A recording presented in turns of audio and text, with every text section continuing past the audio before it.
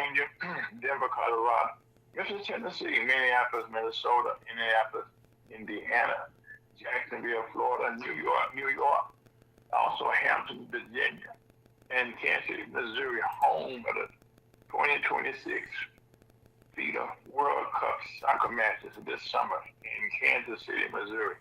We're going to launch with some Missouri Chamber of Commerce for April the 11th, 2026. My name is Ira Coach, your host and creator, along with Elder Lai. How you doing, Ria? Fine. And that's all good to hear, sir. And Brother Scott. Too blessed to be distressed.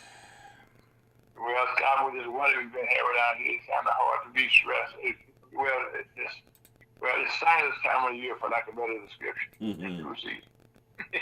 There you go. And also, we'll be joined by Chuck DeBow and also Dr. Dean Buzzer later on in the program. But right now, we want to thank you for you listening live broadcasting. We are broadcasting live on PreusonUSAHotTalkRadio.com, YouTube, Facebook, Twitch, and Instagram from the beautiful Woodson Terrace in St. Louis County, St. Louis City, and all of Missouri.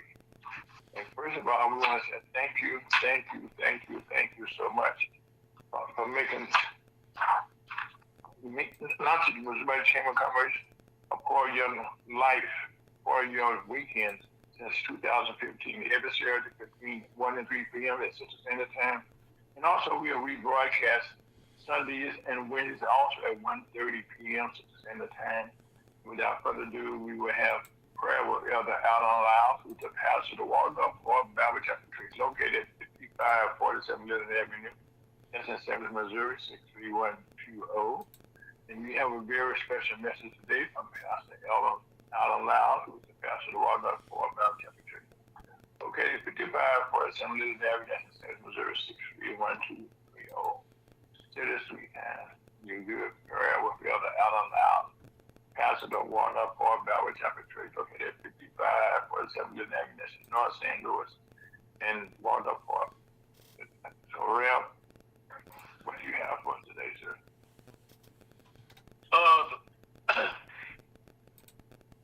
The lesson today We got to get up prayer in. is on the word. Let's bow our heads. Heavenly Father, we thank you for your wonderful gospel, how that Christ died for our sin, was buried and rose again. I continue to believe it to the saving of the soul. Continue to make heaven your home before you sleep and after you sleep. Heavenly Father, we give such great thanks for such a great salvation. And Heavenly Father, we continue to thank you that you woke us up this morning. You didn't have to, but you did. And most of all, that people continue to believe the gospel before it's ever too late. And I believe in the death, the burial, and the resurrection of Jesus Christ so they can go to heaven when they go to sleep. And Heavenly Father, we just ask that you bless this wonderful fellowship with you this afternoon. In Jesus' most precious name, amen.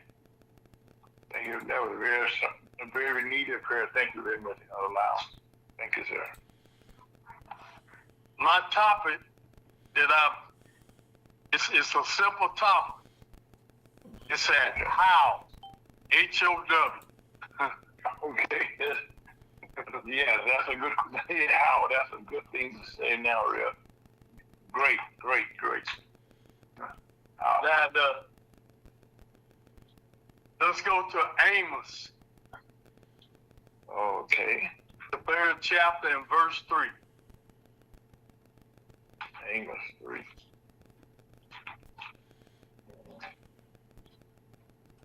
Okay. You hear my Bible? My fingers on the back of my pages here.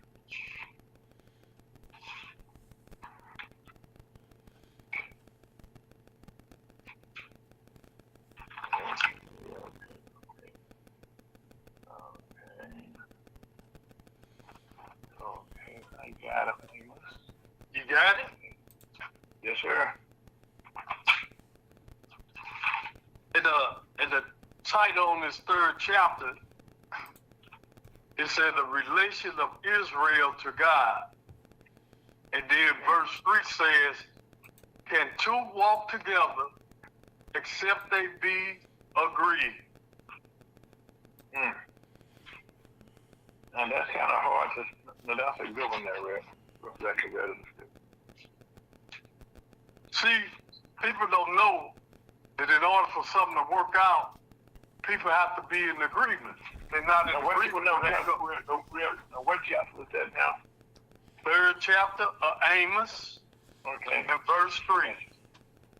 Verse 3. Okay, gotcha.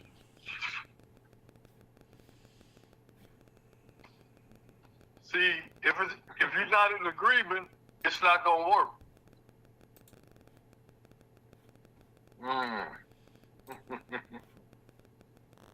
Oh, Okay. yeah, that is so powerful, that whole. I'm sorry, go ahead.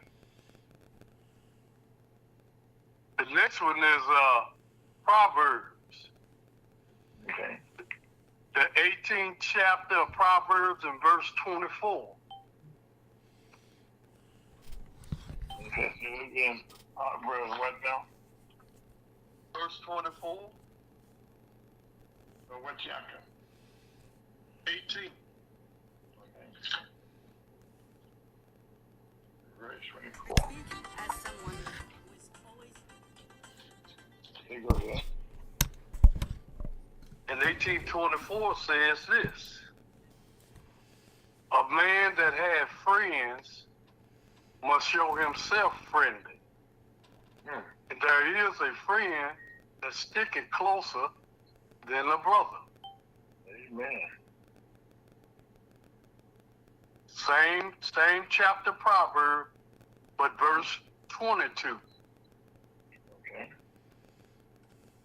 And verse 22 said, whoso findeth a wife findeth a good thing, and obtaineth favor of the Lord. Okay.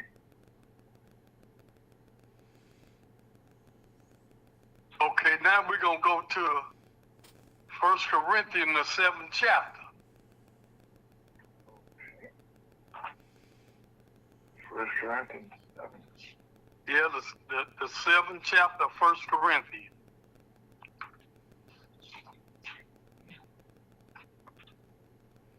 There. Okay. Now First Corinthians 7:20. And we're going to read from verse 1 through 40. Okay. The first verse starts off like this. It's talking about the different types of marriages. One is talking about when a person gets divorced, two saved people together. It's telling about two saved people together, then one saved and one is saved and one not saved. As I read, you just pay attention to what's being said. 1 Corinthians, the 7th chapter, verse 1. It said, now concerning the things whereof ye wrote unto me, it is good for a man not to touch a woman. That's why I started off with that. It's a whoso finding a wife finding a good thing and obtain favor of the Lord, then he's not in sin. Nevertheless, to avoid fornication, let every man have his own wife, let every woman have her own husband, let the husband render unto the wife due benevolence, and likewise also the wife unto the husband. The wife has not power of her own body, but the husband. And likewise also the husband had not power of his own body, but the wife. Defraud ye not one the other, except it be with consent for a time, that you may give yourself to fasting and prayer, and come together again, that Satan tempt you not for your incontinency. But I speak this by permission and not of commandment. For I would that all men were even as I am myself, but every man hath his proper gift of God, one after this manner and another after that. I said, therefore, to the unmarried and widows, it is good for them if they abide, even as I. But if they cannot contain, let them marry. But it's better to marry than to burn. And unto the married I command, yet not I, but the Lord. let not the wife depart from her husband. And if she depart, let her remain unmarried, or be reconciled to her husband, and let not the husband put away his wife. But to the rest speak I, not the Lord, if any brother hath a wife that believeth not, and she be pleased to dwell with him, let him not put her away. And the woman which hath the husband that believeth not, and if he be pleased to dwell with her, let her not leave him. For the unbelieving husband is sanctified by the wife, and the unbelieving wife is sanctified by the husband. Else were your children unclean, but now are they holy. But if the unbeliever depart, let him depart. A brother or a sister is not under bondage in such cases, but God had called us to peace. For what knowest thou, O wife, whether thou shouldst save thy husband? Or how knowest thou, O man, whether thou shouldst save thy wife? As God has distributed to every man, as the Lord had called every one, so let him walk. And so ordain I in all churches. Is any man called being circumcised, let him not become uncircumcised. Is any called in uncircumcision, let him not be circumcised. Circumcision is nothing, and uncircumcision is nothing, but the keeping of the commandment of God. Let every man abide in the same calling wherein he was called. God has no respect of person. Or thou called being a servant, care not for it. But if thou mayest be made free, use it rather. For he that is called in the Lord, being a servant, is the Lord's free man. Likewise, also he that is called, being free, is Christ's servant. Ye are bought with a price. Be not ye the servants of men. Brethren, let every man, wherein he is called, wherein abide with God. Now concerning virgins, I have no commandment of the Lord, that I give my judgment as one that hath obtained mercy of the Lord to be faithful. Suppose therefore that this is good for the present distress. I said that it is good for a man so to be. Or thou bound unto a wife, seek not to be loose. Or thou loose from a wife, seek not a wife. But, and if thou marry, thou hast not sinned. And if a virgin marry, she had not sinned. Nevertheless, such should have trouble in the flesh, but I spare you. But this I said, brethren, the time is short. It remaineth that both they that have wives be as though they had none, and they that weep as though they wept not, and they that rejoice as though they rejoice not, and they that buy as though they possess not, and they that use this world as not abusing it, for the fashion of this world passeth away. But I would have you without carefulness. He that is unmarried, care for the things that belong to the Lord, how he may please the Lord. But he that is married, care for the things that are of the world, how he may please his wife. There is a difference also between a wife and a virgin. The unmarried woman care for the things of the Lord, that she may be holy both in body and in spirit. But she that is married care for the things of the world, how she may please her husband. And this I speak for your own profit, not that I may cast a snare upon you, but for that which is comely, and that ye may attend upon the Lord without distraction. But if any man think that he behave himself uncomely toward his virgin, if she passes the flower of her age and needs so require, let him do what he will. He sinneth not, let them marry. Nevertheless, he that standeth steadfast in his heart, having no necessity, but had power over his own will, and had so decreed in his heart that he will keep his virgin, do it well. So then he that giveth her in marriage, do it well. But he that giveth her not in marriage, do it better. The wife is bound by the law as long as her husband liveth. But if her husband be dead, she is at liberty to be married to whom she will, only in the law. But she is happy if she so abide after my judgment, and I think also that I have the Spirit of God. Amen. That's the reading of the scripture. You're breaking up, Ira. Okay, hold on a second. Oh, wow.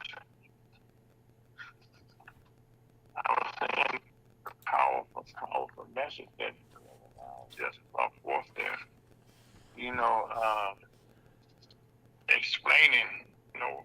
Explaining, I see this word explaining not too lightly, what is expected of a wife and a husband.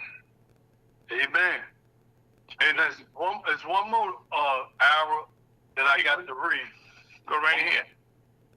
It's about a warning and request. Okay.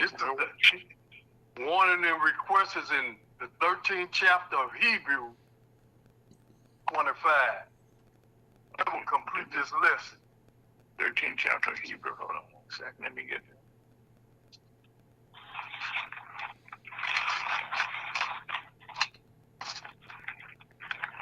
Chapter of Hebrew. Okay, got you there. And okay, what verse? The whole chapter. Okay. 1 to 25. Okay, go ahead. It said, let brotherly love continue. Be not forgetful to entertain strangers, but thereby some have entertained angels unaware.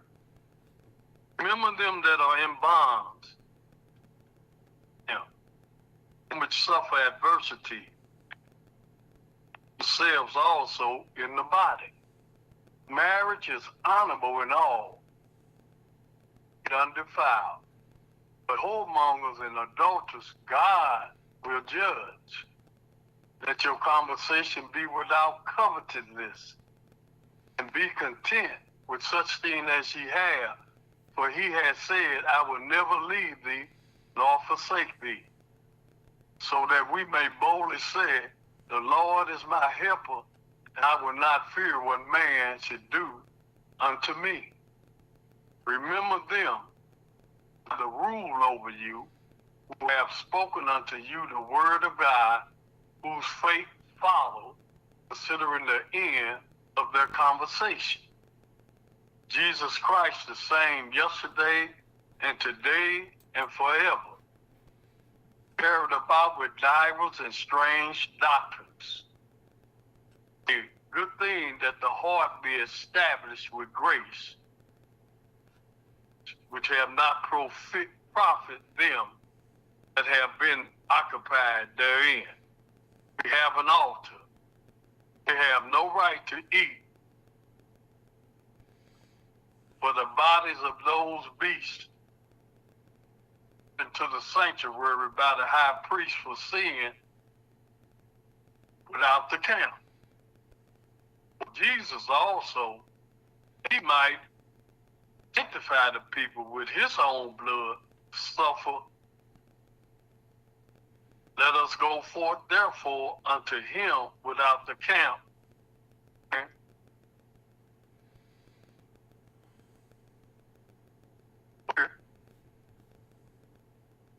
For here have we no continuing city, but we seek one to come. By him, therefore let us offer the sacrifice of praise to God continually, of our lips giving thanks to his name. but to do good and to communicate, forget not. Such sacrifices God's well please. Obey them that have the rule over you. You're breaking up, Brother Allen. Huh? You're breaking up, brother. Oh, okay. Is it better? Yeah. Yes. Obey them that have the rule over you, and submit yourselves for your soul as they that must give account, that they may do it with joy and not with grief. It is unprofitable for us, for we trust we have a good conscience, in all things willing to live honestly. But I beseech you to do this, that I may be restored to you the sooner. And the God of peace brought again from the dead our Lord Jesus, had great shepherd of the sheep, blood of the everlasting covenant, perfect in every good work to do his will, working in you, and is well pleasing in his sight, Jesus Christ, to whom be glory forever and ever. Amen. I beseech you, brethren, suffer the word. I have written a letter unto you in few words.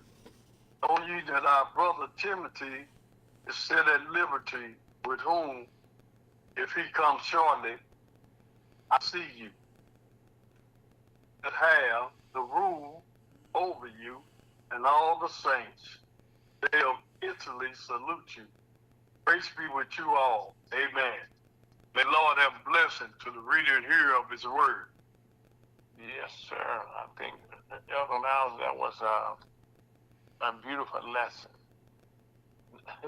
Not just a prayer, but a beautiful lesson that you have brought to us today. And you couldn't get any clearer about what is being said here. And what is being said here, in the first reading was about how we come together with our wives, how we come together, how we know we're meant to be. And then it comes here, okay, he breaks it down further, how we can get along, spiritually with people around us. Amen. And they are all very powerful. That's matter of fact, very, very powerful, without a shadow of a doubt. There are a lot of things that we need to do that we're not actually doing right now. Okay, but one thing for sure, he's willing to teach us. And that's why I can say here, okay, that what you're doing today was actually, what somebody said, teach real well. Today you was teaching. Amen. I mean, and like I said, some people say, Ray Charles to see this, understand this, okay. As a matter of fact, I think Ray Charles was married. Am I right, Scott? What's that? Ray Charles was married. I said, I think he was married. I think he was married, yes. Yeah, right. I'm not sure, though. I could check it real quick.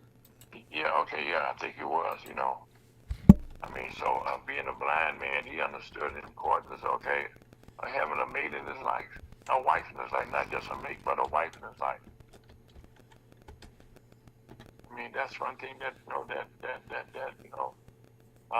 you have to appreciate it. Go ahead, Scott. It looks like he was married twice. Della Beatrice Howard Robinson the first time, and Eileen Williams. Well, the first time was Eileen Williams, and the second was Della Beatrice Howard Robinson. Okay. So again, even a blind man understands that hey, you need a partner in your life.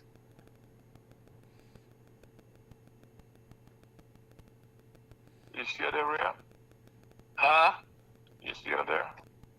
Yeah, I'm still here. Okay, I just was just singing praises, okay, to the message that you brought today. And I just want to say thank you.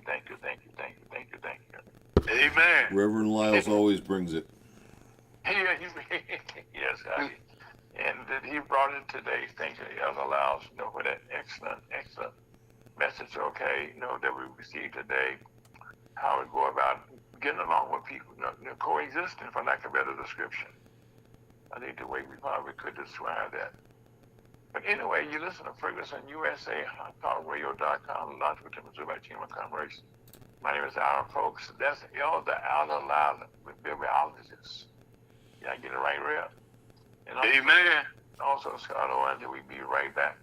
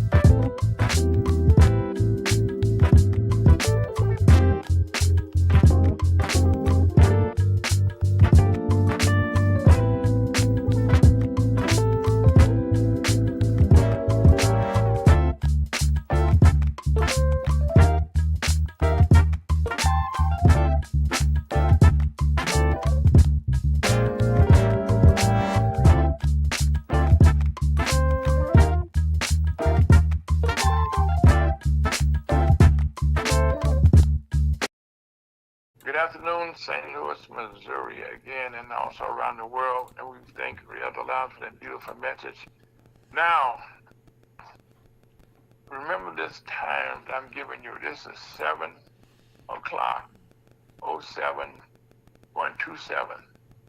What did that mean? That's when history was made yesterday, when the Aramis 2 returned to the Earth after circling the moon. After launching from Florida on April the 1st, the mission was a total success in so many ways, and we just want to thank the families and the loved ones that they have now united back, not together yet, but they're back on Earth. Okay, and it was a beautiful thing to watch take off, and a good thing to just watch what took place. And man had not been to the moon since over 50 years ago. And Scott, it just was amazing to watch all this technology at work and how it works so fine when it works together. And like I said, it was, we talked about this last week, but for the first time you had a female as part of the flight, you had a black part of the flight, you had a Canadian citizen, wasn't American. And also we had the captain who was American. So again, we want to say thank them for getting for all that it showed us, and all the teams that was behind them, and Scott, just to watch that thing hit the ocean precisely. Yep. Yeah, it was just at exactly the same time as they predicted as well. Right, that's what I'm saying, Scott. You could not get more precise, okay? That's why I say, and then, okay, and the ocean is just gigantic. But for them to know the right spot, and thank God that the heat shield worked for us, okay? That there was no problem, excuse me, with them coming back and taking into the universe. And just see that and just watch that, like you said. They picked the right spot for them to be at when it came down, and it came down right there, where they said it would. And at the time they said it would, and it just was a tribute to our technology at NASA, and that they can still do it. And it was just fantastic just to see the pictures of the moon on the dark side, and all the things that get. Like I said, take me along for a space ride. Remember that song, Scott, years ago? I forget who sang it, okay, but it was, this definitely was something that we as Americans had a chance to participate in the world participate in, and we're looking forward, to great things in the future, Scott. This space program is alive and well. And that's the best thing, like you said, precisely at 70727. 70727. You can't get no better than that. Well, right now, here in our country, Wait a minute. Are you going with yesterday? Because that was April. That was. no. 707. Okay, with the time that that it landed. Okay, no. It took off on April 1st. Right. And it came back on the 10th, which was yesterday, at 7:07, 7 o'clock. Right. 7 minutes after 7 and 27 seconds. Yep. No, I'm not trying to confuse nobody. Okay, no. It was they gave us a 10-day mission around the moon and back. Okay. Yep, it was. And like I said, if you're a space junkie or a science junkie, you know how just to see how the gravity of the Earth pulled things, and it was just amazing. It just amazing. Okay. Now back down here on Earth, okay. We talked about it, have been talking about this. So okay, this flu outbreak, this is happening. It is for real. Right now, it is occurring in at least 45 states. We have flu cases. In matter of fact, in the United States, these cases are reaching a 25-year high. So right now, please, you see people coughing, step back, get a little social distance in there. Or if they continue, okay, just step away.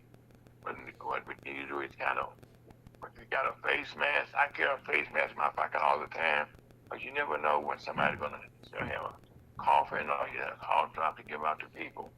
But also, the thing that we all can do is wash our hands.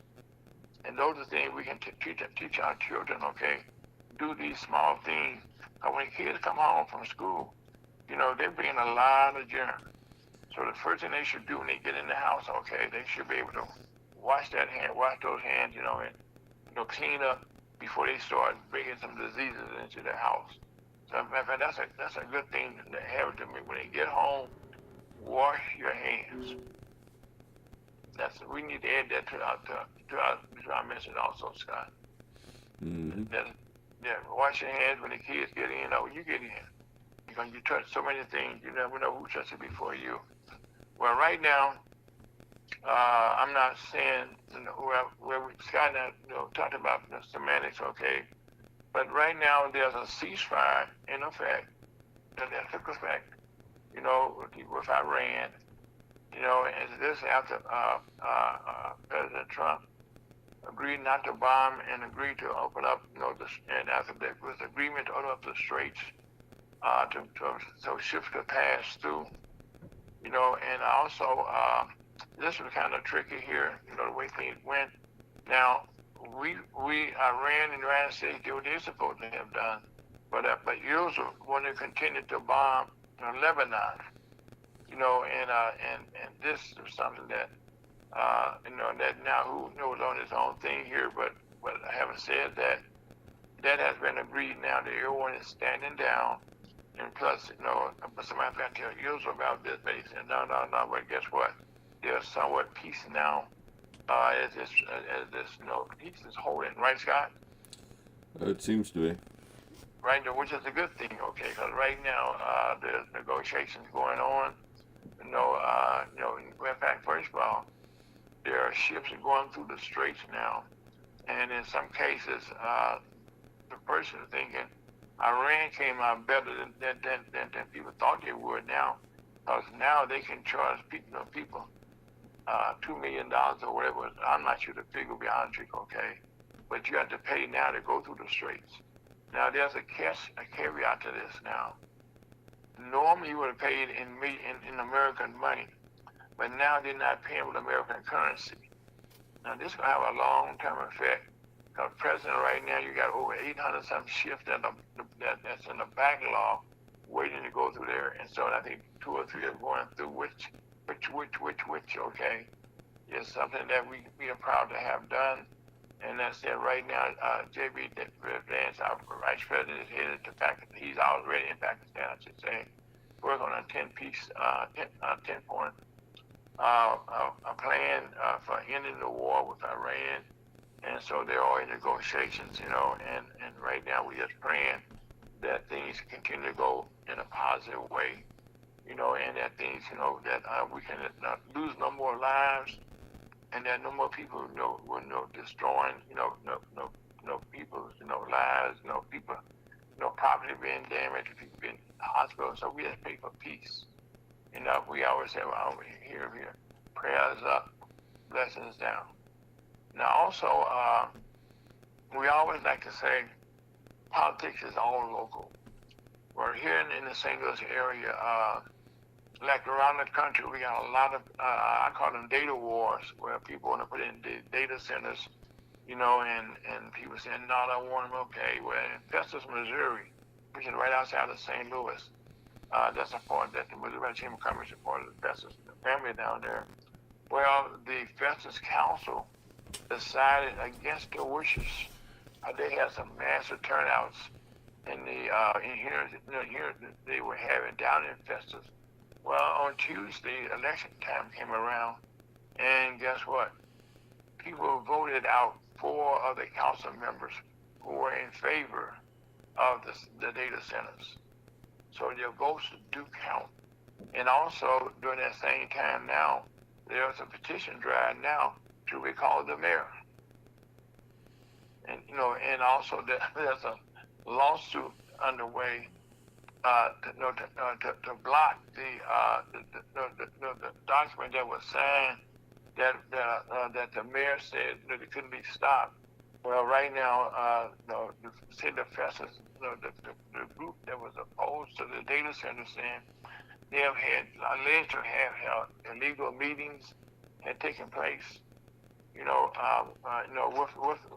with the developers of the data centers. So this thing is a long ways from being old. And also, we always say, people say my vote don't count. Well, if you live out in St. George, right now, your councilman, had been defeated. A gentleman by the councilman named Bill Otto lost his seat by just one vote. One vote separated him.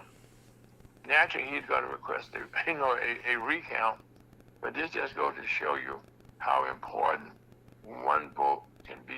Your vote, you can make all the difference in the world.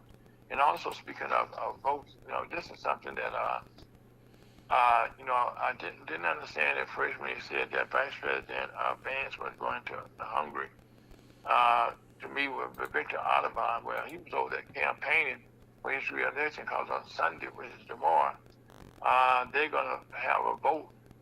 And so our Vice President was campaigning, for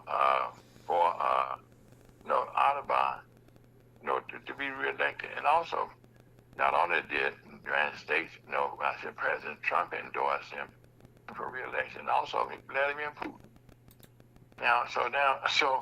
So you can't get any better than that when you come to having people that's supporting you in your election. This is like unbelievable. But again, these are the people that support Audubon. So tomorrow we may see if he is re-elected or not. And like I said, people always say politics make fun of bad fellows, and this is one of those right now. So also, in the United States, this is something that should bother us right now. In every country that we have that around the world, we have 192 ambassadors. Now, the ambassadors, are the ones that take care of our embassies in these countries, where we have embassies. So we have ambassadors, to make sure that if you're an American and you go to that country, you have somebody there who can help you get home, make sure our policies are being taken care of.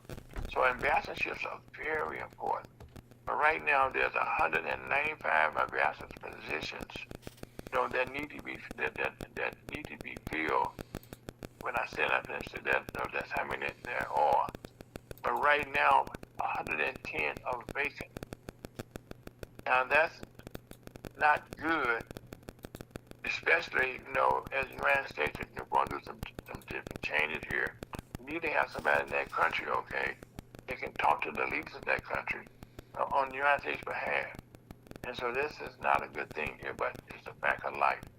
And also, and that's why again we want to kind of make you aware of things like this, and also something that that's taking place that the United States Labor Secretary Rory Sanchez Delaware, she's the Secretary of Labor, and it's just amazing how all these secretaries, are having marital problems right now in the case here. She has fired. I put it this way: lawsuits have been there have been at least 3 people who have formally filed workplace discrimination lawsuits alleging a toxic work environment. This was created by her husband, who reported to be molesting, sexual misconduct in office. And this is according to two sources familiar. And we also remember that Ms. Knowles, when she was secretary, that when she was removed, that her husband also was kind of accused of doing some things, and she was working with a gentleman, which is the undersecretary, which was something that took place that was not legal, should have been done. And also something that that is close to all of our hearts right now. Everybody watch television, and so right now there's I can't say it's a debate, but right now the TV stations that we all have, right now the judges have blocked the merger Nexstar and TGNA merger. Now this merger has been extended again. Now that affects a whole lot of TV stations, and here in St. Louis, it would give Nexstar will have control over 3 of our TV stations: Channel 2, Channel 5, and Channel 11. So right now, they have dominance, in our whole market. So we're gonna see how that all plays out. And that's not a good thing, for them to have that much, taking place. And also here in St. Louis, we finally got a superintendent. This superintendent, her name is, Ms. Myra Berry. She's administrator, with the school district, been a former teacher. And this time they got somebody that's within the system. So we're praying for her much success, and something that's going to take place, that has been taking place, for the last 18 years. Cinco de Mayo has been here in council here in St. Louis, in May, mainly because you can take that'll be a lot of Hispanics being there, and also there was not a lot of people supporting it this time around. So right now, we hope and pray that everyone's that's you do Cinco de Mayo, do it privately in your home, and make sure everything goes well. And also the number of people seeking jobs and benefits claims jumped by 16,000 to 219 for the weekend of April the 4th. Geez, a lot of people right now. And also the mortgage rates, this was a good one here. It went down briefly. It dropped to 6.37% from 6.46%, according to the Freddie Mac. That was on Thursday. And that's a slight bit of good news. And also, personally here in St. Louis, Missouri, in St. Louis County, a good friend of mine, Ken Gregory, who was the first black St. Louis County police chief, resigned. It would be officially, the 1st of May, where he was appointed police chief in 2022. So we played football together at Southern High School, so I wish him a happy retirement. And also here in St. Louis County and City, carjacking murders continue to increase. And so that's not a good thing. So anyway, you can pray for St. Louis. As a matter of fact, not just St. Louis. This is going on all around the country where these young kids, as a matter of fact, here just recently, a lady got with that a stick and shake, and during the drive-through, somebody shot through the window and killed her, and it went to somebody else. This is crazy. You know, one other thing, in the space flight, they're making plans that they're going to take a copy machine to space. Now, we heard about people having ghost guns, Scott. Well, they're going to, the material that they need, okay, rather than make, having it turned up in space, they're going to use a copy machine to make the tools they're going to need in space. Innovation. Anyway, excuse me, my name is Aaron Folks, and that's Scott Owens, that was Health Allows, and right now we're going to think of making contribution to the Mr. Bubbles.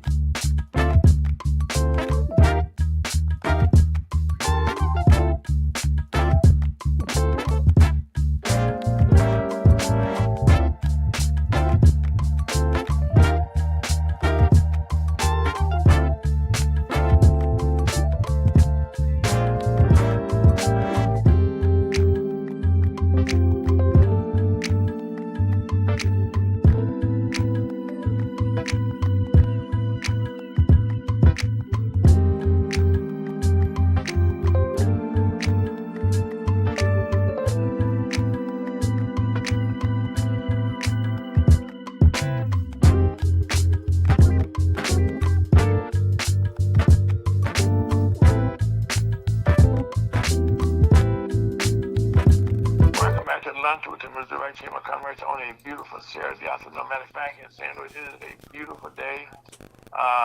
We're in spring, it's a spring day, so to speak.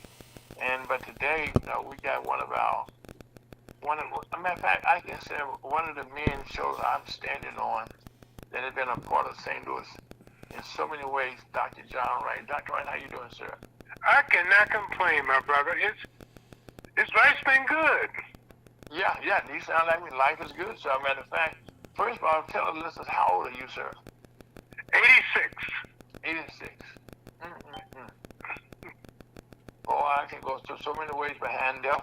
86 years, I won't say young, 86 years old. Well, really, okay. People who don't know would meet you just listen to you on the phone, okay. You sound great. Anytime we talk, I'm happy to continue your friend and also a friend of our program, because also you're a historian, you're an author, you're an educator, and I do mean educator, and you've written several great books about St. Louis history and stuff in so many ways. And I'm just excited to call you a friend and then giving us your time. So now, first of all, let me ask you a question. There are several things. I'm gonna go beyond St. Louis. And involve your expertise here. You saw many wars in your lifetime, okay? I won't go down the list of them. What are your thoughts about the current situation that we're going through with Iran right now? Well, it's a situation of our own making as a country. Okay. We didn't have to be there in its mess. No. And we're in a box. Okay. It's a matter how do we get out of the box? Well, yeah, that is the truth. But our young men being killed. Mm-hmm. I've got a grandson now who's been called. He's in the military. Mm-hmm. He won't be, by being in the medical division, Mm-hmm. he won't be called on the front line. He'll be going. I'm told by his father he'll be going over to Europe to take care of the bodies and the injuries of those who may be injured. Wow.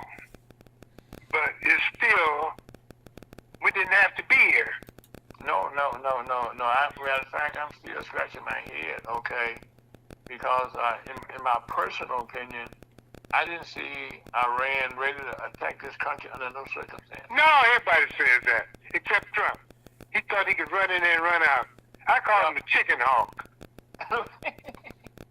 Well, I had said on the program earlier that he kind of felt after he did what he did down in Venezuela, that this was going to be something similar that he could do in Iran, what he did down there. And anybody that know Iran and Venezuela are different as night and day.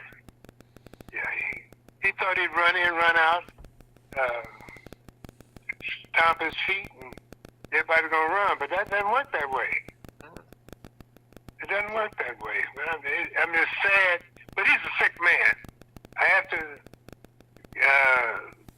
say it. You know, he's a sick guy.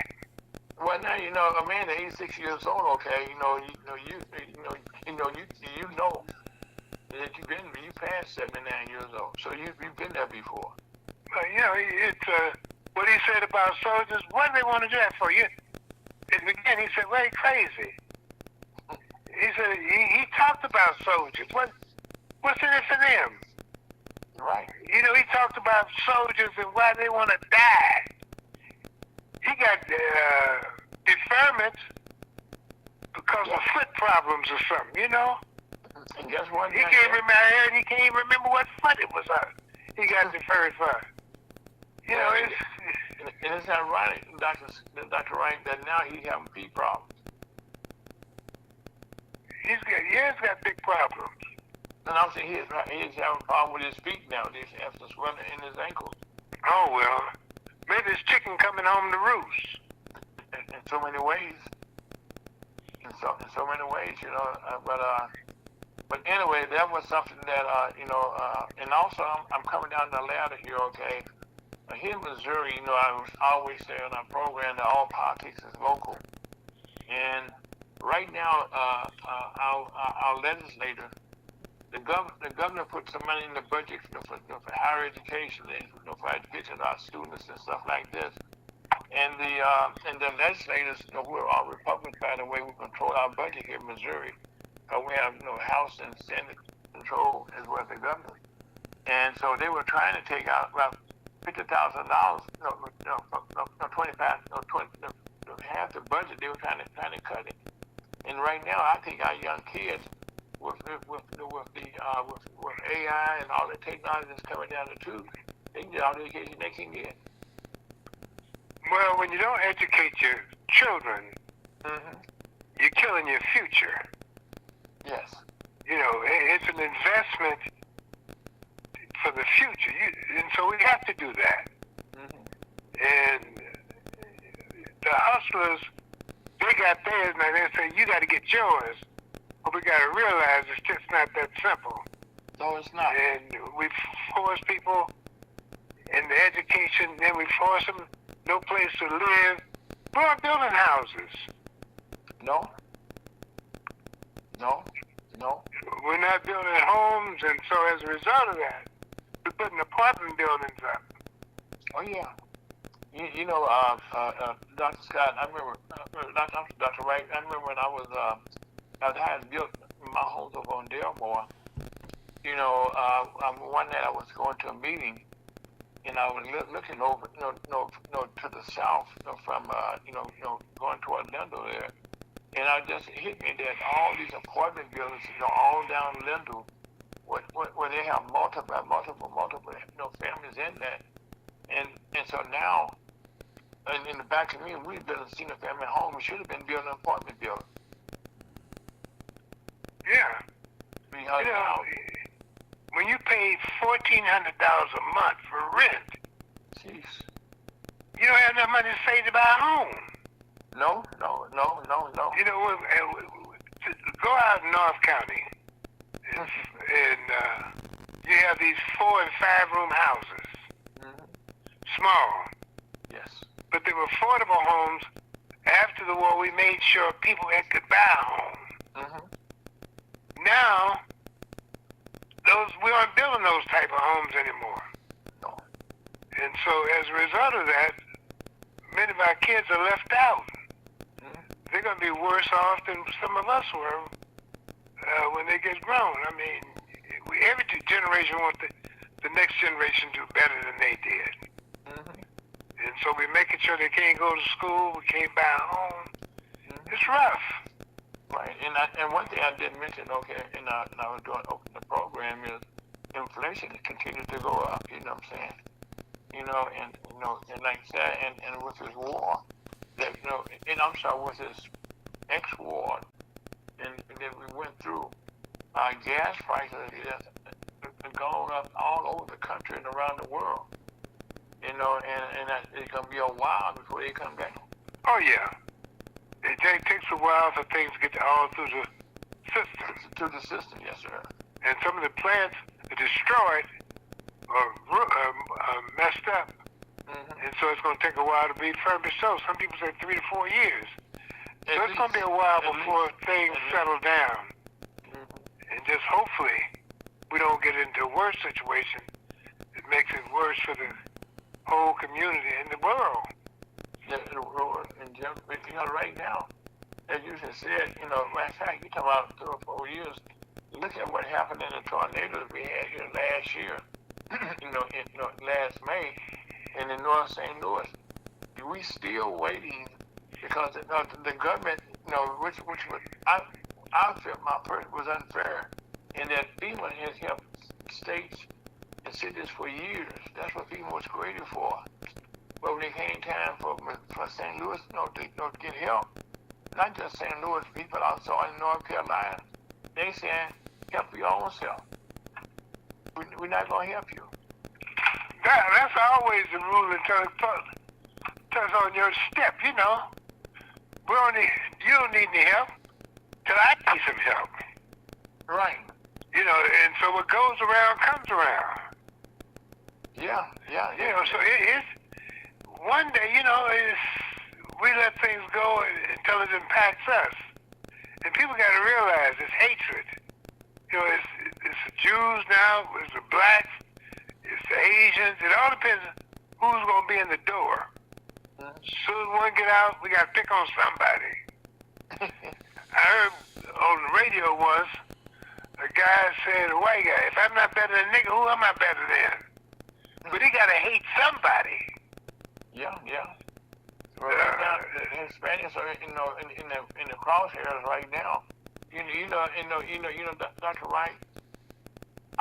First, the country was built on the back of the blacks, okay? Now they were built on the backs of the Hispanics because a lot of the jobs, the housekeeping in the hotels, picking the fruit and stuff, out there, that had to be picked by hand. The tomatoes cannot be picked by a machine. You know what I'm saying? Grapes and stuff like that, they got to be hand picked. And so right now, when we're not having, those people out there, the Hispanics out there to actually do the job, the price is going to go up. We got to help these folks because my son told me there's a family who had the Spanish to fix their roof. Once they finished, they gave them the bill. They called the authorities saying they're undocumented. So they called ICE on them? Yeah. I mean... Oh, no. Huh? I said, oh, no, rather than pay, okay, that's the way you're getting out of paying for what they done. Yeah, but they got to put them on the blacklist. Yes. That family needs to be on the blacklist. Yes. Ostracized by the community. That's just total disrespect. Yeah, we got to put them on the blacklist. So they got a mark on their head, the curse on their head. Yes, they do. Yes, they do. I mean, that's downright evil. It is. It is evil. It's sickness there too. Yeah, it's sick. It's matter of fact, it's gotten to the point now, and I hear people that were here in St. Louis most recently. One of the things that the ICE is doing now, they are deputizing police departments to work on their behalf. And so what they did here in St. Louis, they sent the police department in Hillsdale, which is a little small town. They had maybe about less than 10 police officers, okay? But they needed the money. And so they went to them, okay, and they had them go to one of the grade schools looking for 3 students. But they were stopped at the door by the school and said, no, you can't come in here. Didn't have any subpoenas, did not have any documentation, but they wanted to come there and just take some kids out of school. Now that traumatized that whole school, Dr. Wright. Yeah. Then they'll be the same. No, but we can stop some of this, and where we can, we need to do it. Yeah, because this stuff with ICE, is out of control. When the people got killed up in Minnesota, you know what I mean, and then they kind of find out, okay, there's some other people that got shot up in Minnesota, and this time they did an investigation. Found out that the officer that shot the people up there had lied on the police report. And that's why right now, and this is something that should not have happened. The 2 people that got killed in Minneapolis, they are still now refusing to turn over the evidence to the state, who would normally invest in something like this, or even to the local authorities, who have done investigations for years. It's not like they're not capable. But right now, this is like I said, our country is going in the wrong direction. Oh yeah. I mean, have you seen our country in such a well, the one thing I believe we've seen worse. We've gone through segregation. Okay. We've gone through lynching. Yes, we have. Bodies being burned alive. And we survived. Yes, we have. We're going to survive this. Yes, sir. And we just have to have faith. It will. It's going to turn. It can't stay this way forever. No, it can't. They want all the countries, Trump wants all the non-whites to go. But then that won't last because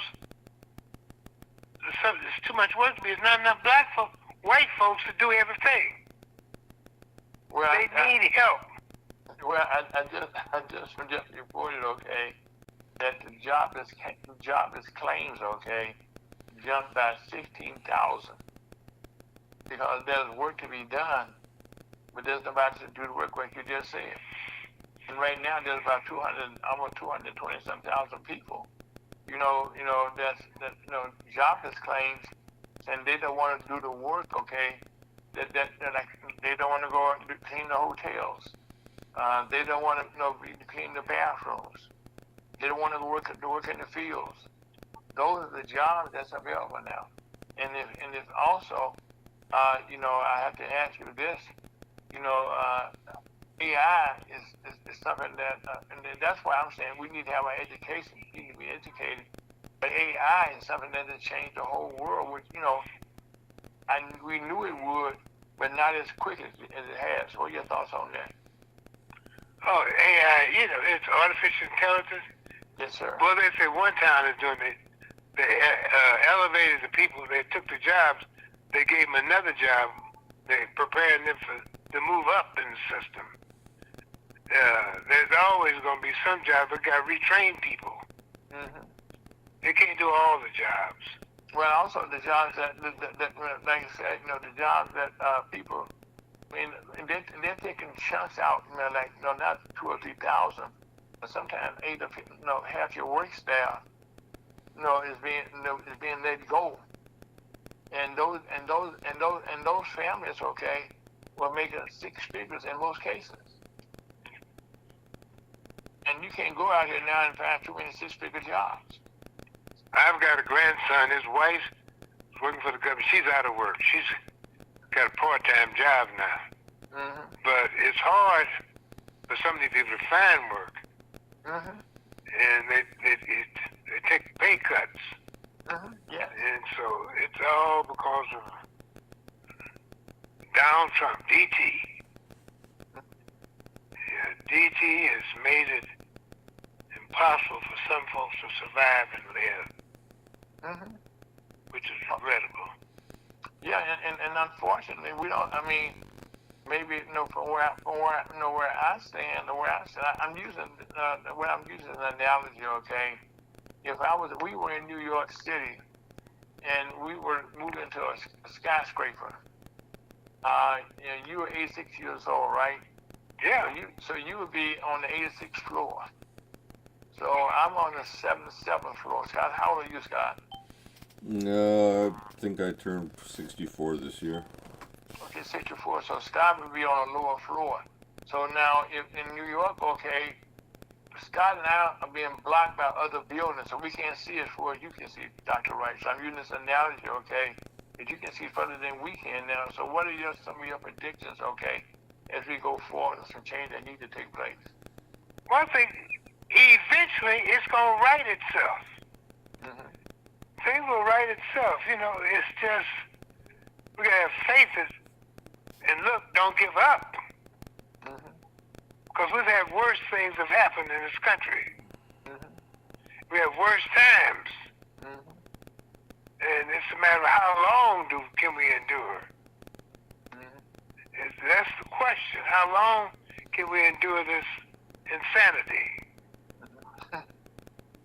Well, right now, okay, people, and I said this in both parties, right? Democrat and Republican, those are ones that kind of rule our country right now. Saying they're looking forward to the midterms when people get a chance to vote. Like down here in people are unhappy down in Festus. They were unhappy because of the data centers that the elected officials told them they're going to put them in, and people said we don't want it. Well, they voted those people out of office, okay? So now, come November, there's a lot of people going to be up for re-election, okay? And I'm talking about our congressional people in the House and in the Senate. And very little thing has, the House of Representatives has been non-existent. I mean, so I could not see them trying to re-elect. Then I think Republicans right now feel they're in trouble also. Oh, yeah. But you put dumb leadership in, you got people who can run for office. They promise everything. Donald Trump promised to lower prices. Overnight, it's going to change. It's gotten worse. Oh, yeah. You got to look at the people's past history and see what they've done. And don't vote because of what they say they're going to do. Vote for what they didn't do when they had chances. And so we have to be smart electors. Well, Dr. Wright, let me ask you this, okay? Never in my lifetime has I seen a federal government, back in the day, there were complaints about J. Edgar Hoover, who was running the FBI, and who pretty much was just, had his enemies list. But it was a private list.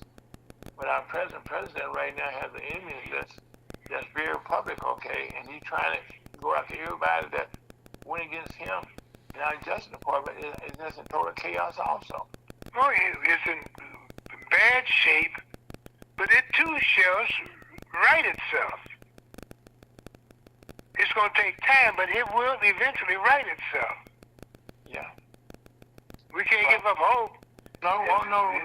Stop voting and stop being involved. It's the involvement that causes things to change.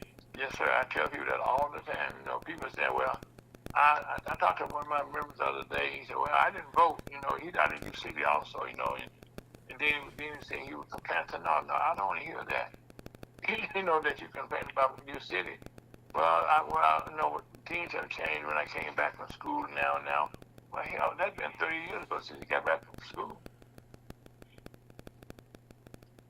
And now, okay, we're seeing that we can effect change if we want to. But we have to be involved. You got to be involved. Yeah, you can make change. You can get involved and pack Well, really, okay, if just by calling your congressman, your state senator, or your state rep, your alderman, or your mayor, your councilman, or your committee people, let them know. One thing's for sure, like in the case of Memphis, Missouri, okay, they made some changes down there that they took the alderman out and voted for the data centers. And it shocked them, okay, that they took place so quick. You know, they thought they all were going to be safe. You know, but guess what? They got voted out. Oh yeah. You know, in fact, I forgot to mention, I'll say, I was open up the program, that in Ferguson, Missouri, Ella Jones became the first black female to lead the city of Ferguson. Now we have another black man now who is leading Ferguson now, Mr. Adrian Swapshire, who was a guest on our program this past Saturday.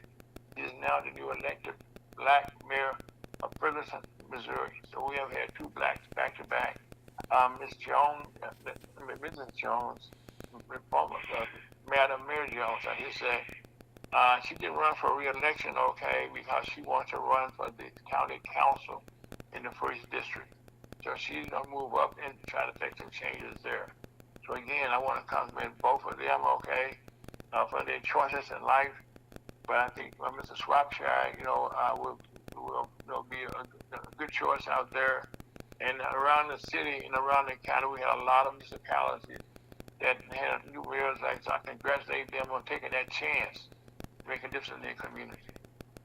This hadn't taken long. You know, I remember when I worked in Kinloch, there was a chain across the road going from Kinloch into Ferguson. Right. And blacks, Ferguson was a sundown town. Okay. And so you take 50, 60 years from that. It happened, I think, in the 50s. They took the chain down. But did they actually have the chain? I can show you a picture of the road that went in and it went across. It leads right now. It's a park at the end of that road going to Kinloch. I've seen that park.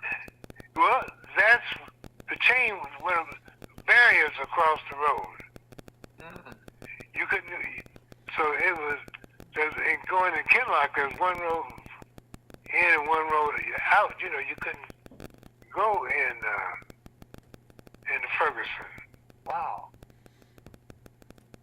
But they took that down. They had a parade and they took it down. But that happened. But one time you couldn't go into Ferguson. No, and I had a friend, okay, that grew up in Kinloch, and he bought him a big house in Ferguson, okay, and he was so proud to say that I used to live in, he passed on that, I used to live in Ferguson, in Kinloch now, but look at me now, and he just was so proud. And I didn't understand at first, okay, what he was talking about the sundown town in Ferguson, you know what I'm saying? You know, the fact that, he had a big house like other people in Ferguson did, and he just was a task of him saying, I want to improve myself and go further than my family went. Yeah, so it changed. This time has changed. You know, I think back when I got into education, when I was in Kinloch, and I was employed to be superintendent there. In the whole United States, there were only 14 black school superintendents. Out of thousands. Thousands, yes. Only 14. They started the National Alliance of Black School Superintendents. Wow.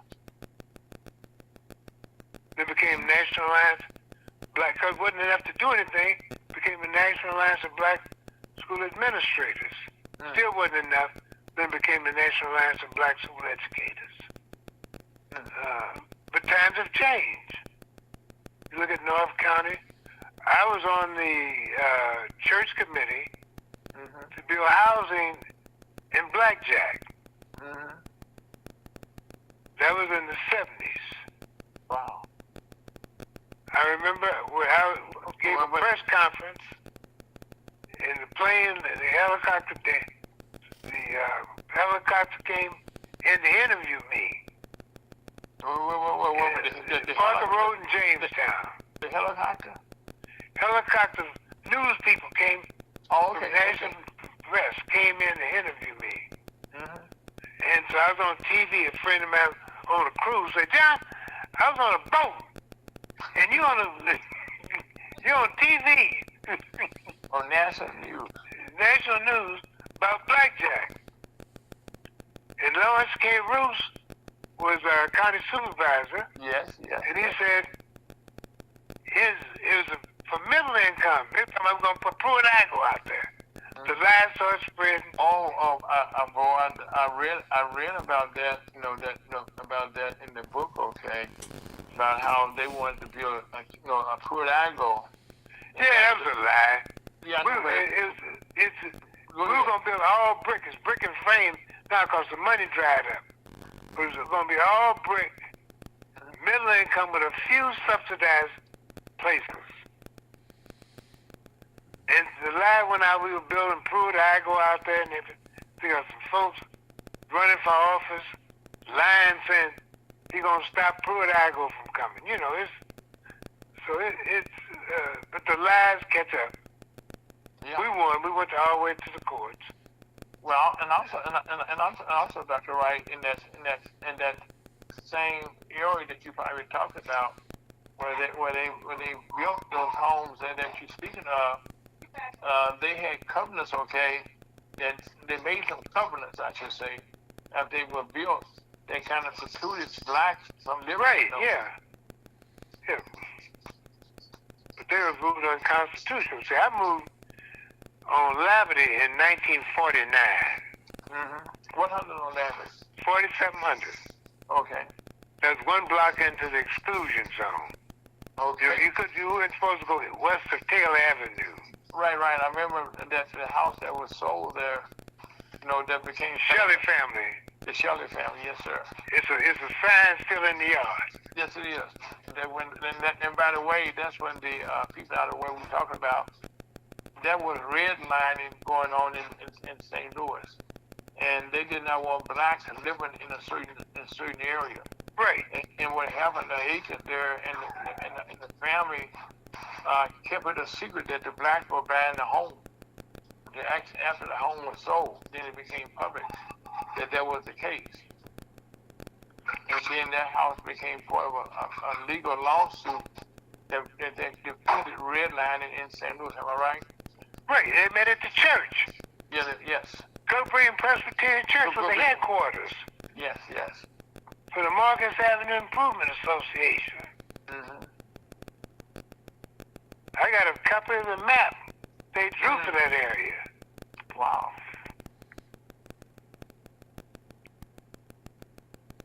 Oh man, it was something. Playground segregated, church segregated. Although we 49, we moved in the area, but we had the playground was such. There used to be a rock quarry. A rock quarry. On the Euclid Playground. Oh, so really that playground that right there on Euclid, between Euclid and 3 there, I think it is. Marcus. Yeah, Marcus. It used to be, they cleaned it out, so the front part was, the back part was the playground, but the back part, the land was still part of the playground. But the rock quarry, black kids could play in the old rock quarry part. Okay. But you couldn't play in the regular playground. At first. Yeah, I know they built some homes all around the park there. Oh yeah. They built on Norwood Square. Yeah, I was about to say they went further north, okay, in Norwood. Matter of fact, over there in Norwood Square. Yeah, it used to be a dump. When I moved out, there was a dump when I moved out there. 49, that was a dump. And they didn't solve it Because one of the first, if you go in there now, from Salem Avenue, the one house is torn down, it's a vacant lot. Yeah. They didn't fix the ground hard enough. And it caved in, kind of caved in. I was about to say that it caved in. Yeah. It sunk. Yeah. Yeah. Mm-hmm. Yeah, they were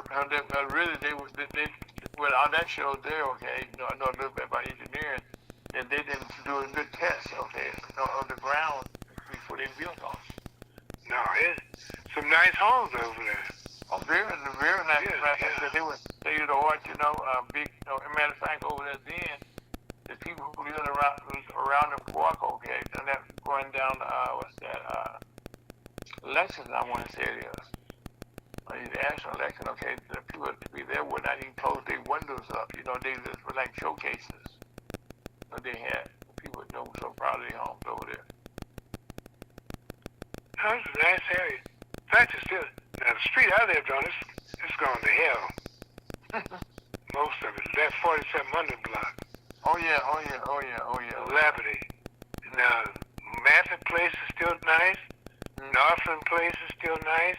Mm-hmm. I think Terry is still nice. They had block units and home associations. Mm-hmm.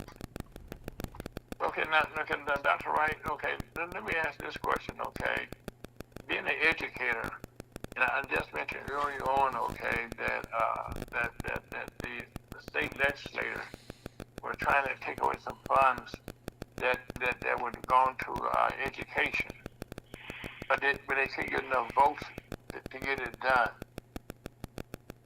What are your thoughts now that something that need to be done, you know, to prepare our kids for the future? Well, we got to make sure it's a couple of stages you got to go. You got to make sure the educators are educated. I say that out of sincerity. Yeah, no. I agree, because when you said that, okay, I had to reflect that a lot of the educators now in the classrooms, and they can't control the kids, because a lot of them are young educators, and they're kind of forced out the older educators, and now the young educators do not know how to manage their classrooms, for lack of better description. And so that's actually cheating those kids, and they probably passing them okay, without giving them anything to move forward. They're passing them just to be passing them. Well, you've got a shortage of teachers. Yes. And as a result, you've got people who aren't trained, fully trained. Mm-hmm. And you've got parents who don't believe in the system. And as a result, their kids take on their attitude. But I think you have to believe, the kids have to believe, and parents have to believe that education is a way out, and they want their kids to be educated. Well, see, Dr. Wright, right now, you know, that's from when me looking, you know, at my kids and grandkids out of school right now. But it seems like to me, okay, that there's more of an emphasis being put on sports as being the way to get out, to get out your community. And sure, we were highlighting a couple of young kids that had great scores on the, SATs, and I think some of those scores are being, they changing their system around also as we speak. That we don't have, the kids now seeing the education being the path forward, but there's some type of sport. The thing that will get them out, they will get them a better lifestyle. Well, we don't advertise those who've had it better, who've done but more. You know, when things were segregated, we had a lot of entrepreneurs in our neighborhoods. Right. How we go down Martin Luther King Avenue, which was Eastern back in those days, a natural bridge, down Page, and you had all type of black businesses.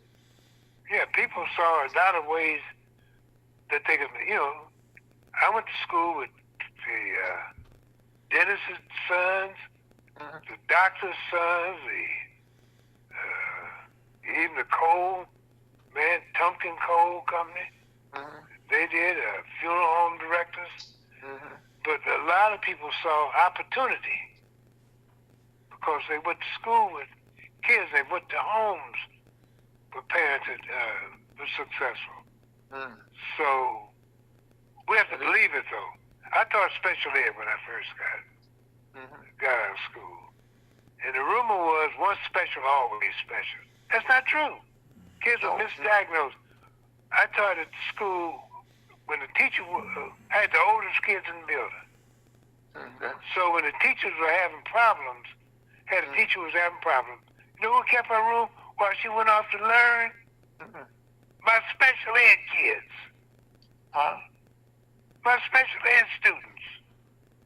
2 of my girls went up to the room and kept it while she went over to learn how to organize and maintain order. One of the things I'm proud to say, one of my daughters in the St. Louis Public School System, they have a company that they hire to oversee special education. And my daughter is the administrator for that program. And I will say that she goes in the office at 7 o'clock or 8 o'clock in the morning time, and she told her husband, "Don't bother me, until after 5 o'clock." Because her phone is constantly ringing, and she told I said she told the program, she told the medical part of the program. You gotta have the professional staff in the for the students. Who needs your nurses, the people like that. Yeah. Not the whole program, but for the medical side of the program. And what she's saying, things are gradually improving, but it's the people that's been the problem, more so than the students. And you just said earlier. It will change.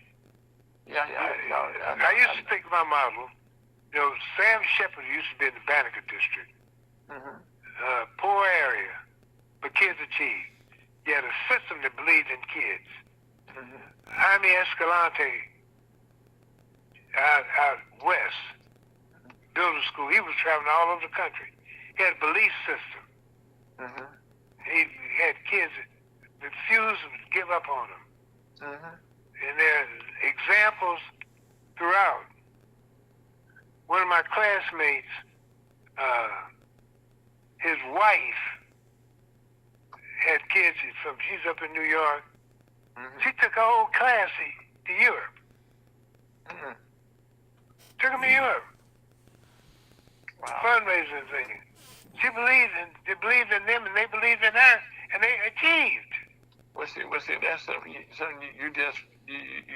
made a distinction there, that separate a lot of teachers now from the students, and that they believe in each other. They had that trust factor. Yeah, my wife used to get letters from her former students. She was teaching students were being nurse assistants. Some of them went to school to become nurses. And so she got letters from them. In fact, I'm going out through her stuff now. She passed away. And I'm going through stuff and I'm finding letters students had sent her. When my wife was ill, one of the nursing programs, one of the nurses' assistants was one of my wife's students. And the lady who was on the program said, "Where'd you learn it?" Miss Wright. Now, was your wife over at home in the program? They have a nurse. No, she's one of the first students admitted to Jewish school, and the first black student. There were 2 of them first, and she was one of them. Okay. We set up a scholarship in her name now over the Jewish school of nursing. Now, right now, that's BJC. Yeah. Born Jewish, yeah. Born Jewish, right, yeah. Yeah, in fact, I got a copy of a note that's put in the program where she was thanking her wife, the money that's in her wife's name. So Let me ask you a question, Dr. Wright. How did that make you feel, okay, to know that the things that your wife did there, that there's a scholarship now in her name, that go on for years, even after you gone on, the helping the black community? Well, I feel good because I have set it up. You know, I put money in that program to fund it. So no, I feel good about it. I wanted to be recognized for what she did. And what's the name of it? Dr. John Wright and Sylvia Henry Wright Scholarship, Family Fellowship. Okay. Yeah. So how can a student access that? Now, what? Apply. Okay. Where would they apply at? Jewish School of Nursing. Okay. Yeah, apply. Okay. There's a fund in my church, something my wife's name, for interns now. Okay. And there's a lady from Kenya who's got it. Got a scholarship program. Wow. You know, I witnessed my primary the other day, and so she's going to I think for about 2 months, 2 weeks I should say, but there's a week of travel as well to Afghanistan, to do some medical work over there, some medical teaching. You know, and in these countries right there, and I admire her for that. That she's giving back, okay, naturally, not naturally, okay, but she's came into this country, and trying to give back to where she came from. We have to. It's up to us. Those of us who've been blessed have to pass it on and help others. Well, that's one of the things about this program that we created in the day with Red Chamber of Commerce. The idea, okay, is to let people know that even in crazy bad times, one thing that you can stand constant today, okay, you gotta have faith, okay, and that this too shall pass. You're right. But you gotta be ready. But you gotta. When the door opened, when I was in school, they say segregate now, but when the doors open, will you be ready? That's the key part. When the door open, will you be ready to step in? You know, it's not going to always be closed. So when the door opens, will you be ready to go in? If you don't get your education, you're unprepared, no matter how hard everybody fight, you won't be able to get in. And I know, if you're doing the right thing, for lack of a right better description, you'll find yourself at the right place at that time. And I tell a lot of people, you always will have to be getting a paid position. Volunteering to do stuff goes a long way. Oh yeah, you don't know who you're gonna run, who you're gonna meet. Right, who you gonna meet. And it's those places that you are there that you meet these people, okay, and they're the ones that can help pull you up. Not just you by your bootstraps, but somebody got to help you pull them straps. Do bootstraps. In every job you learn something. When I was in high school, I got a job in the maintenance. When I was in college, I got a job in the maintenance department, 6-band fuller. They didn't have any black salesmen. So I learned how to scrub floors, do them, and clean. And what happened when I got to Kinlock, the custodian was shucking and jiving. And I said, go get the mop and bucket. And I showed me, you know how to do it? Yes, I know how to do it. And I know what is wrong. I used to mop floors, man. He was surprised. He kind of looked surprised, I know when you're shucking and jiving. See, Dr. Wright, I remember when I was first had my first radio station, I got involved with, I ended up becoming the general manager, and people who were on the air, were trying to tell me what they could not do. But they were shocked, okay? I said, I would go into control room and say, just move over, okay? Go sit in that chair and watch me. Do you know how to do this? Yes, I do. Yeah. Every job you learn, you take away something. Yes, I do. It helps you to pull things together, you know?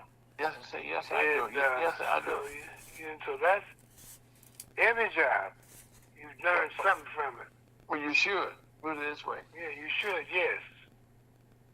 It'll Yes. help you down the line. A lot of people, just don't want to improve themselves. But the world's gonna leave them. Mm-hmm. And I tell folks, when I was the neighborhood I grew up in, you had folks were on the corner when I went to school. They're still on the corner, They died on the corner, Well, don't worry, they'll be there when you get back. They took great pride in being on the corner. Being on the corner, just, like you said, shucking and jiving, and they made a career of it. Yeah, they're holding it down. They made fun of those who tried to get education. They want you to stay with them on the corner. Go on off. They'll be there when you get back. Right, and when you came back, they were still there. Yeah, most of them all dead now. Yeah. All the guys I grew up with, we were talking, friend of mine, we were talking about all the folks we knew are gone. They're dead. Mm-hmm.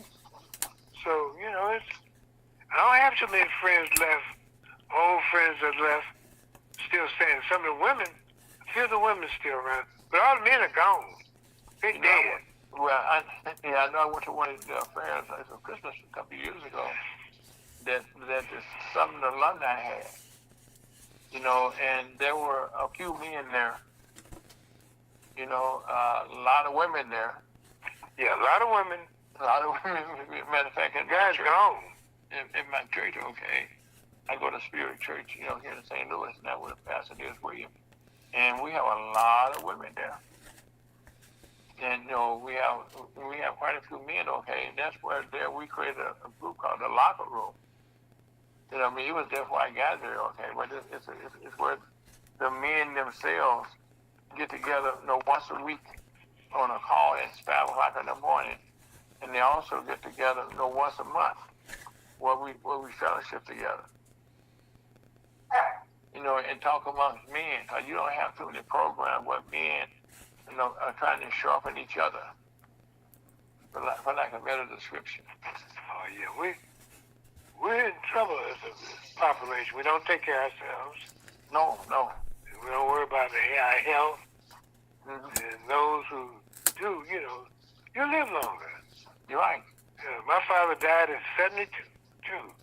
He didn't take care of himself. Mm-hmm. It's hard to believe I'm 86. And I think about all the people who are old, died young. Mm-hmm. They didn't take care of themselves. Well, so Dr. Wright, at the time, I'm at 77 now, and I'm amazed. I look around. I don't have a lot of old people. I have a lot of friends that's still around that I can have some conversations with. They're not there, and what it does though, it creates opportunities to meet some new friends. So, yeah, I have a friend who we had a party, and you buy a table by 8 people. mm-hmm. And he hadn't had for the last couple of years. He said all the 8 he used to invite are dead. So he doesn't have tables anymore. Mm-hmm. All are dead. Yeah, and Around the same age. That's an eerie feeling to have. Yeah. That's an eerie feeling to have, okay. We had a group that met from my high school group. Right, I know. I was at one of the functions a couple of years ago. About 16 of us used to meet on a weekly basis, monthly basis. Mm-hmm. You know how many people at the last get-together we had? No. There were 5 of us. What? 5 of us. Well, I know one of those people is Reverend Larry Brown. Okay, he's still around also. I talk to him on a regular basis. Yeah, I got called there. Larry wasn't doing too well for a while. No, he's on kidney dialysis right now. You know, and he and I talk, you know, on a regular basis. You know, I'm happy to say. You know, and he's still strong, but right now he's still waiting on that kidney. Yeah, he was in my wedding. Okay. And I was engaged to his sister. Right. Yeah, we were Right. engaged. No. He speaks very highly of you. Okay. Yeah, Larry and I have been for a long time. Mm-hmm. But he and his family, you know, I still talk to his sister, Shirley. I still see her. I talked to Shirley. Yeah, sure. Matter of fact, his daughter, okay, was voted Educator of the Year out I think Wichita, Kansas. I don't know if you're aware of that. Yeah, it's been a while ago. It's been a couple of years ago, yeah. Yeah. Of all the, you know, people in the country, there's somebody from St. Louis, okay, was blessed.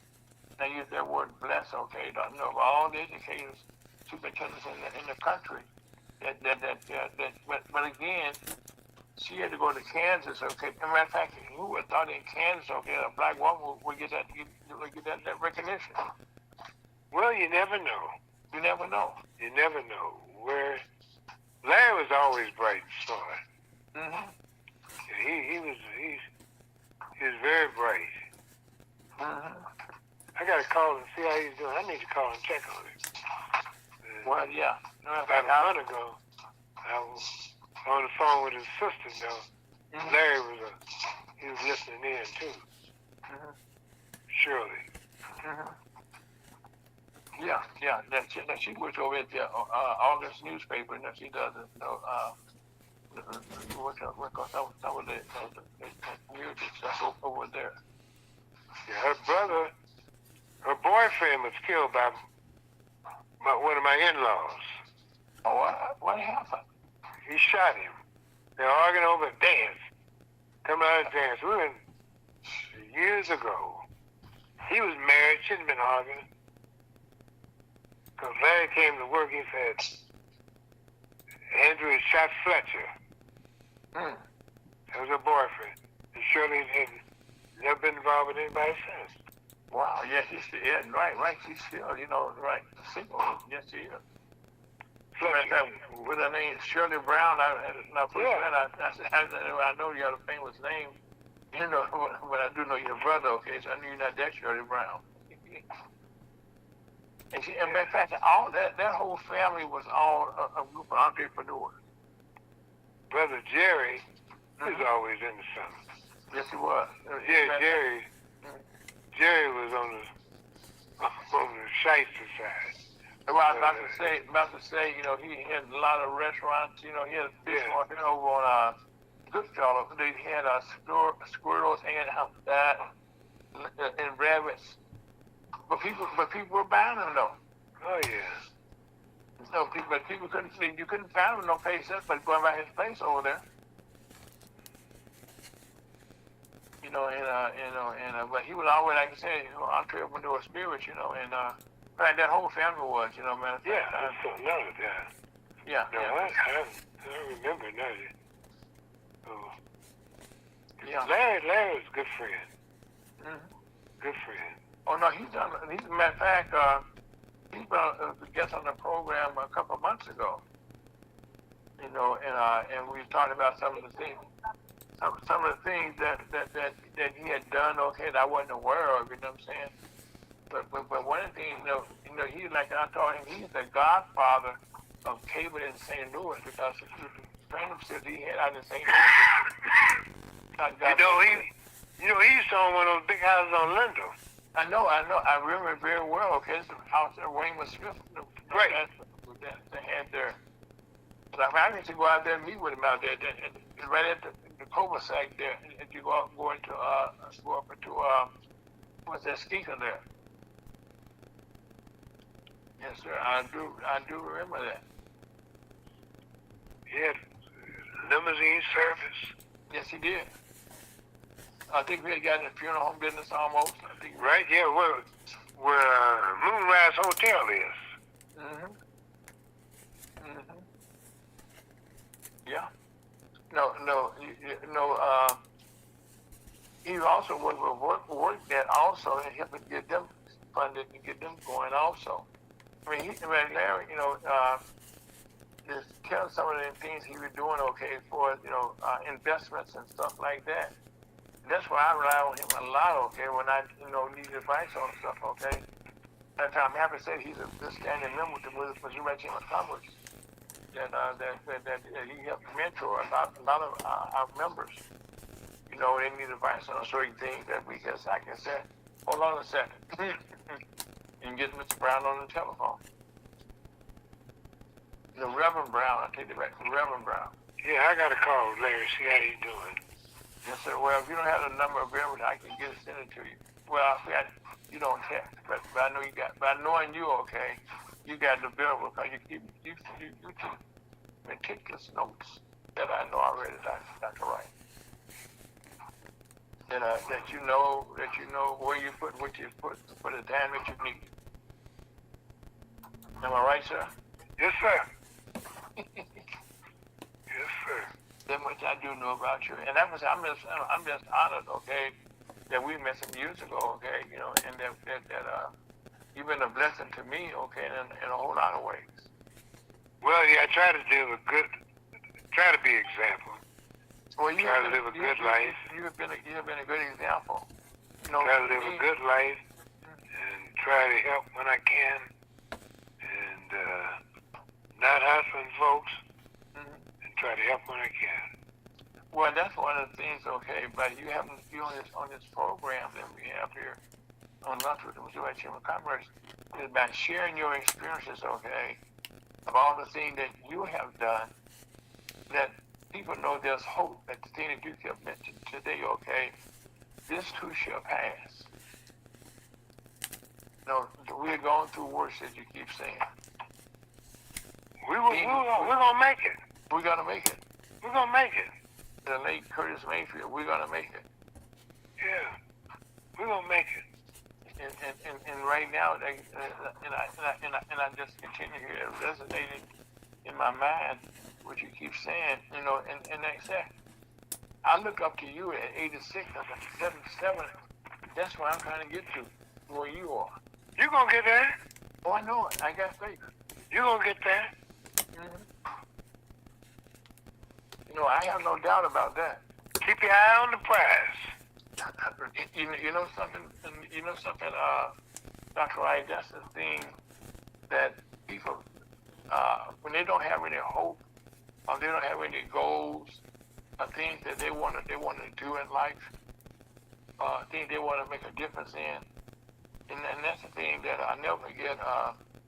When I retired from the city, I got a proclamation, and one of the aldermen they got up, Frank, what's his name? Frank, he's over the 26th Ward, over there, Williamson. He said, he said, the one thing that as I watched Ira through his career, wherever he went, he effected change wherever he went. And wherever he went, he left things for better than they were before he got there.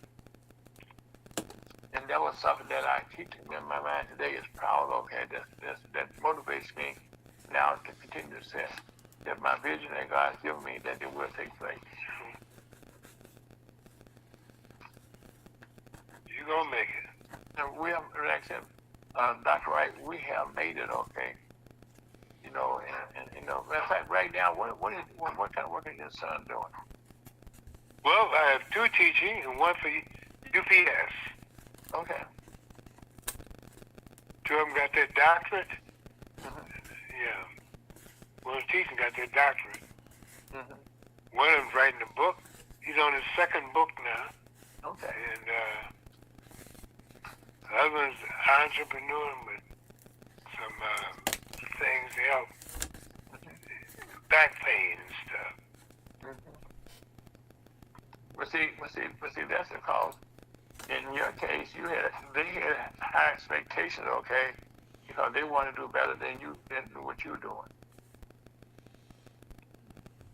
And My mother pushed me to go to college. She did that. My wife pushed for my kids, make sure my kids went to school. I was making money, trying to provide income for us, but she pushed for the education. She pushed me too. Yeah, I bet she did. Yeah. That's one of the things that the other Lyle talked about today, about having a good wife, okay? Oh yeah. How it makes all the difference in the world. Stay away from the hood rats. Well, Listen, what advice you tell kids? Stay away from the hood rats. yeah, because they want to bring you down. They don't have any. They don't know where they want to go. No, and they want company. Stay away from the hood rats. Whatever you do. I said that on the program, but somebody started laughing. What advice you give? Stay away from hood rats. But it's the truth. Stay away from the hood rats. Yeah, because the hood rats, got a mission, okay, to bring somebody down with them. Misery love company. They don't even know where they're going. They don't know they're going down or up. I know. They treading water, Okay, let me ask you a question, okay. Define what is a hood rat. Hood rat. Okay, come on.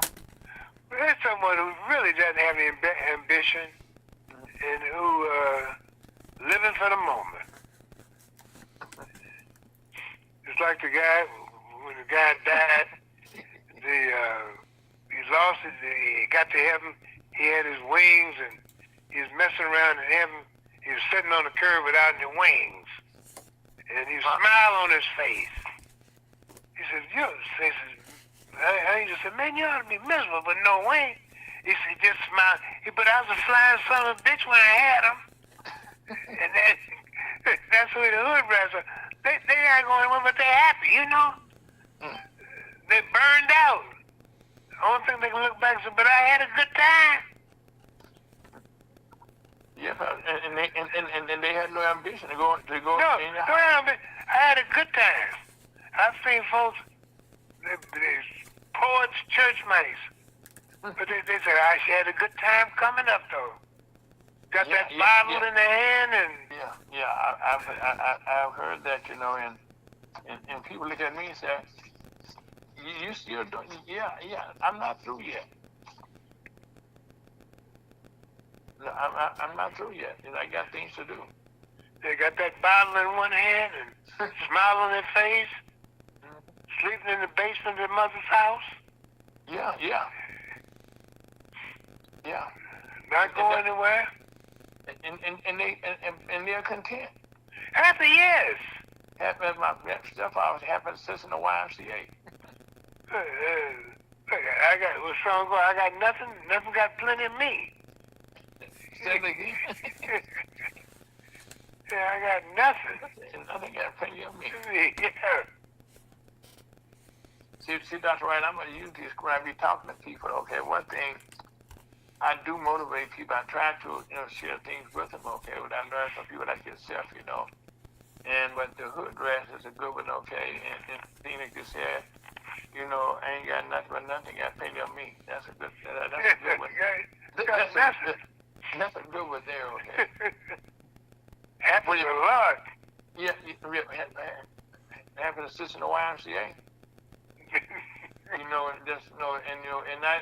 don't have any intention. I want to do better. I had a cousin who was talking about the sisters at the prison, and I have to remember. People tell me for years why, but now he was talking about prison. But I got to remember in my family, I got family members now who got positions in one of the prisons in Georgia. So this family. They down in prison in Georgia. Because I have no imagine, nobody grew up, nobody talked about the prisons. Now they talking about the happy sisters in prison. So, I hadn't heard that before until last week. We talking about the prison. Prison? Right, you know something, Bishop. I mean, Dr. Wright, why don't you address young men with their pants hanging down, how they got started? Oh, 4 minutes I per heard that. hour. Okay, so I think I tell him. Go ahead. No, I heard that. It's sissies, but it's, it's, people, but homosexuals, I can't be too hard. I mean, it's just, So I some had of a it are very bright. I had a homosexual from my college advisor, very bright man. Oh yeah, you got some that are actually immaculate. And the reason I got a doctorate, a PhD rather than EDD, because he said, "Why you take when I was gonna get an EDD? Why you take the easy way out? Why you take the easy way out? Do a lot of extra work." And I found out there's a big difference. If you got a PhD, that's the only, in St. Louis U, that's the only degree that you are escorted across the stage. Okay. You're escorted across. And your advisor put your hood on. Wow. Okay. So I didn't know that. I didn't know that neither. And so I was escorted across the stage. Well, now I can. Now I know that, and I can tell people that. Yeah, it's the highest award they give at the university. And but no, you treat it differently. Well, Dr. Wright, I got to tell you that clock on the wall when we had these conversations, time just flies. Okay, yes, and so I'm gonna get ready. I'm gonna get me a shower. I got a call from my girlfriend. It's something. 86 years old, my girlfriend. Can you believe that? That's okay. That's okay. Can you believe that? Yes, I do. Said we invited to a gala. What? When? Tonight? I got. What do you mean tonight? Why are you putting that? I got a call saying you come to the gala. I said, I don't know nothing about gala. She said, I don't know nothing about it. She said, I told you 2 months ago. Uh-oh. She probably told her why I couldn't write it down. I was about to say you didn't write it down. She was she said that's what somebody told her. And so it's over in St. Charles. I said, what? Oh my goodness. I said, why are you putting this stress on me? Well, It's stressing me out. I got to stress you out with me. So I like that. Well, Dr. Wright, I want to thank you so much for spending the time with us, okay? okay, well you take care. And I'm looking forward to it. Sometime in the future, you'll be back, okay? Okay, well you take care now. And keep motivating us. And again, have a good time at the gala tonight. Listen, don't do anything I wouldn't do. If you do, please be careful. I'm going to use that too. Okay. I love you, brother. Thank you so much, Take care Dr. now. Wright. Life is going to be safe. Bye-bye. Take care, man. Well, Scott, that was the interesting talk we had with him every time we have him on the program. Absolutely. 86 years old and going to the gala with a girlfriend. I think it's impressive he has a girlfriend. Right. But Scott, it's our friends that we have on this program, okay, that's motivated to somebody, a younger person saying that life is over with, but he can prove that life ain't over with at 67 years old. There you go. 80 years old, 86, you got a date and going to the gala. There you go. But Scott, I want to thank you for joining us so much, okay, and I want you to have a good time next week. Where you going turkey hunting? No. Next week we're going to have a show. The week after. That's right. We got Mr. A good gentleman friend of mine. I won't tell you in advance, but he's running for state rep out in Ferguson area. And so, but thank you. But on that note, Scott, thank you so much, brother, for doing what you do. Listen a lot to the Missouri Chamber of Commerce. We'll be joined shortly in the future with Ms. Busby and Chuck DeVoe and Ella Lyles is back. My name is Ira, folks. Thank you for joining Lotto to meet Missouri Chamber of Commerce on a beautiful Saturday. Have a beautiful weekend. Be safe. Love you, and life is good.